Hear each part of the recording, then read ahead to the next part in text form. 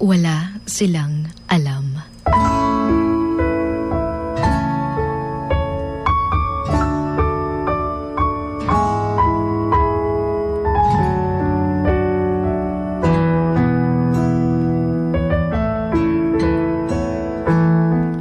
Wala silang alam kung ano yung mga pinagdadaanan mo araw-araw.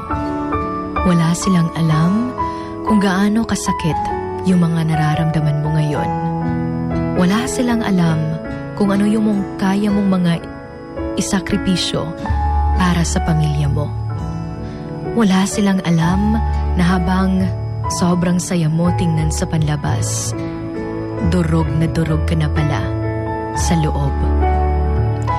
Wala silang alam na nahihirapan ka na rin pala sa buhay. Wala silang alam na may problema ka ring dinadala na hindi mo alam kung malalagpasan mo ba. Wala silang alam na kahit mag-isa ka sa pakikipaglaban sa buhay, mas pinipili mo pa rin magpatuloy para magampanan mo ang role mo sa buhay ng mga mahal mo. Akala kasi nila, lagi kang masaya kasi palagi kang nakangiti. Akala nila, marami kang pera dahil may trabaho ka. Pero yung hindi nila alam, pagod ka na pala.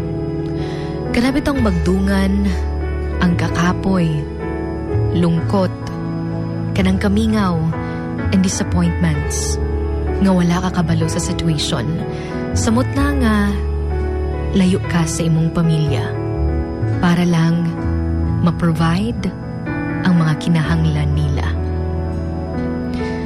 Tapos, you think na wala ka nang makakapitan, na wala ka nang malalapitan, na wala kang masasabihan ng iyong mga problema. Pero alam mo, kahit ganun pa man, tuloy pa rin dapat ang laban. Dahil hindi ka nag-iisa. Because there are also some people who are fighting their silent battles every day. Still, they manage na tumayo sa sarili nilang mga paa. You know what? Sometimes, the strongest among us are the ones who smile through silent pain, cry behind closed doors, and fight battles that nobody knows about.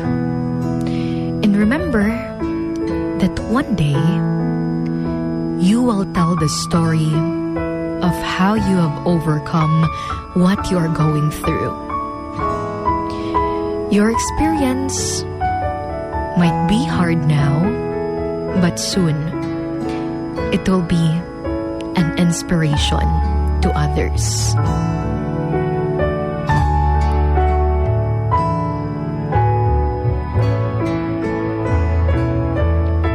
Kini si Sugar Dolly, ang hugot babe ng Iligan City.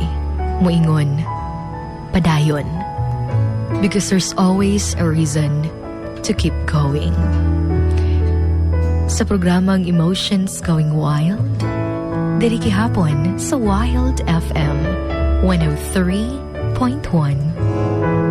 Emotions Going Wild. Wild FM. Emotions Going Wild. Wild FM.